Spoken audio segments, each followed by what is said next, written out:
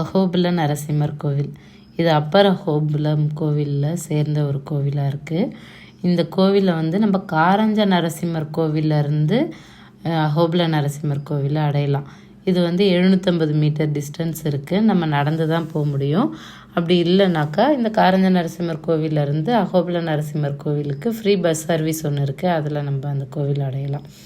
அந்த கோவில் நம்ம அடைஞ்ச பிறகு பார்த்திங்கனாக்கா அங்கே சில மடம்லாம் இருக்குது. அங்கேயும் நம்ம ஸ்டே பண்ணிக்கலாம்.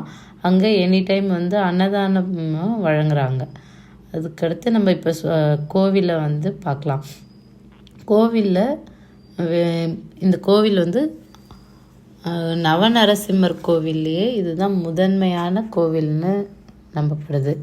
இந்த கோவில் வந்து கொஞ்சம் பெரிய கோவிலாகவும் இருக்குது. இந்த கோவில் வந்து உள்ள நரசிம்மர் குகைக்குள்ளே உக்ரமாக இருக்கார்.